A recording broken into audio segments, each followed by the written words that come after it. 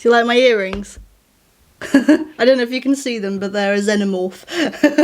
I forgot to wear them for the last video actually, but yeah. Hello, I am Megan and welcome to Battle Royale with Cheese, the website you can get all of your TV and film news reviews and trailers. And we are on the second to last episode of AlienEarth. And yeah, apologies, this has come out, I think yesterday it came out. And I was still a bit unwell, I'm still recovering. I feel a lot better today, so yeah, we're gonna do the video today. A lot happened in this, a lot of loose ends to be tied up. I don't have too many notes because of that though, so it probably won't be as long as the last episode because that had 2 episodes in it, in one video. So yeah, let's go. So the last episode ended with Arthur getting the facehugger, which helped with Slightly and Morrow's plan. Immediately in the opening scene of this episode, Smee finds out about what Slightly is doing, and Slightly basically blackmails him into helping. They get out of the facility with the help, interestingly, of Kirsch, and at first I thought he was actually legitimately helping them. Turns out that's not exactly the case, but he actually ends up helping them get out of the facility. They get to the beach, they're told to get to the beach where there's a boat dock, and they'll meet Morrow there. And Arthur wakes up, because of course, this is how this process works. Arthur's going to wake up with the creature inside him, and then we're going to get the chest burster. And the first time in the actual series, we actually see a chestburster scene happen. It happens very similarly in terms of movements to the original film. They lie him down and then the thing bursts out and runs off, which means they've now lost the creature. Or so they think. It then gets picked up by Prodigy. Morrow, Smee and Slightly all meet together, where Slightly then says, I don't know where the creature's gone, I didn't expect that to happen, so I wasn't really prepared. Which, yeah, is kind of not good on Morrow's part. I felt like he should have fully explained what was going on, but oh well, I guess. You find out that Kirsch actually helped Smee and Slightly get out, so that Prodigy can have another xenomorph creature. Because when Morrow ends up getting lured back to the facility to get the creature, he's essentially ambushed and captured. And Kirsch and Prodigy now have the little alien creature. So speaking of xenomorphs, on the other side of things, Wendy and Hermit plan to escape the facility. Wendy, essentially, she is now pretty much fully in control of the fully grown xenomorph that's in the lab.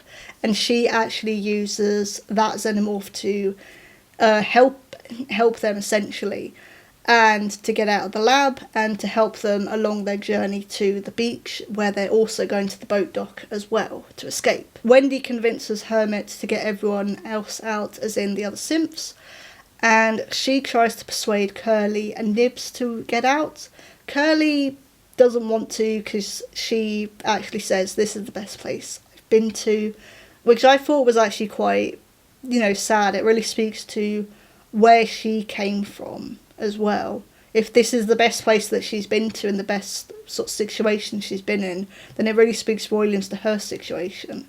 But Nibs does agree to go when they find out that Tootles has died, because obviously they're told you're not going to die, you'll live forever. And then to find out that that's not exactly the case. So Nibs at first doesn't believe Wendy, but then does actually find out that Tootles has died, so then agrees to go with her. Like I said, Wendy has told her xenomorph, I'm just going to call it her xenomorph, her friend xenomorph, which I do think is really cool that she can now control a xenomorph. I think that's awesome. But she tells it to basically follow them and hide and basically attack anyone that tries to get in their way. And it definitely does. There's a whole scene where some of the Prodigy, security find them and try and take them back to the facility. Wendy then commands the xenomorph to kill them, which Hermit this entire time has not been okay with this whole situation, with this whole dynamic between Wendy and the xenomorph.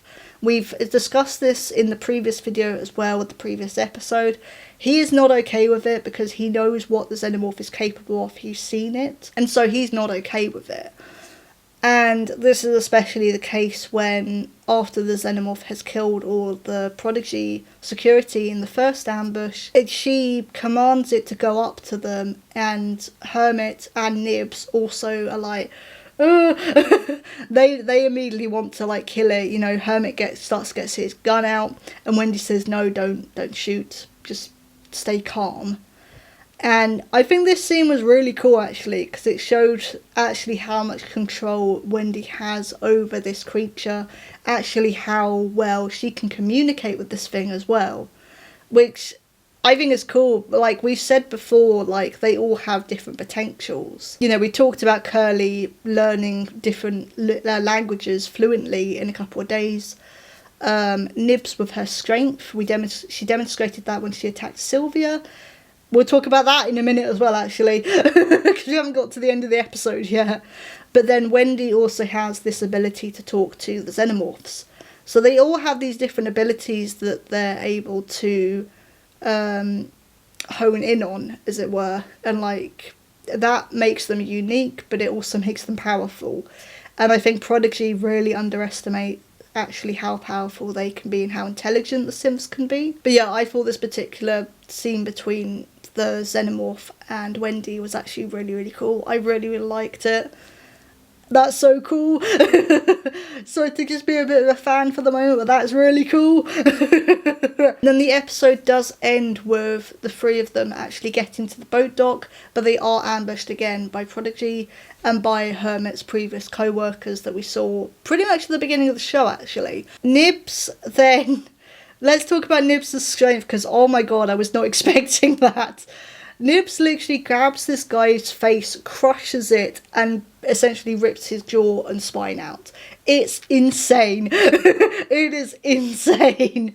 But it really shows actually how strong these synths are, these synthetics are, and that some of them just haven't tapped into that, especially Nibs. You know, Nibs is always like the fearful one, and the fragile one, and the delicate one.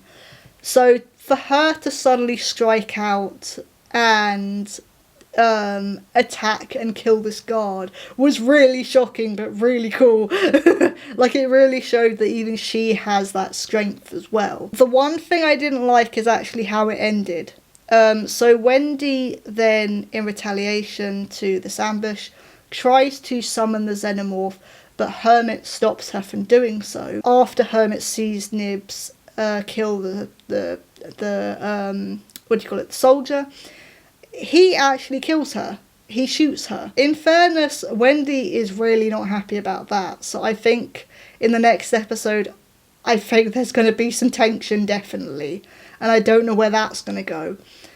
But throughout this whole show, Hermit has kind of been a pacifist. Throughout this entire thing, we have had hints of him trying to choose the non-violent way. Oh, can we talk about this peacefully? Can we sort this out peacefully? And with this particular situation, there isn't really a peaceful option. You kind of have to go with whatever option you can, you know, what's at your disposal. And that is a Xenomorph. That is a Xenomorph. Use it. You can communicate with this thing. Use it. To an extent, I do understand where he's coming from. But at the same time, he's ruined this entire plan completely. Because they're now going to get back to the facility and their escape plan is just done. It's not going to happen. I don't think so anyway. So what I think is going to happen in the next episode is the Xenomorph is going to stay in hiding because they haven't actually found it yet. Because Wendy was halfway through speaking to it, it now doesn't know what to do and is now just in the woods on this island, hiding away. So it's continued its previous command of just hide. The previous Xenomorph that came out of Arthur is now with Prodigy. Smee and Slightly are probably going to be locked in their rooms. Nibs, from what I can understand, is now dead. I think there's definitely going to be some friction between Wendy and Hermit now. And I don't know where that's going. So in terms of the overall story, I actually don't know where this is going now. I'm a bit stumped. I am a little bit stumped. I think there's definitely going to be some tension in the finale. Because next week is the finale of this whole series. So I do wonder where that's going to go next. One thing I do want to mention, and it only happens in this episode in the last half of it, It's for some reason the resolution is really weird, like the image resolution. There's a few scenes where Hermit is seen like picking something up or like just walking across the woods, and it's a close-up of him or another character. But occasionally the resolution will change, which is really jarring, and I don't really know why they made that decision, because it doesn't happen in any other episode.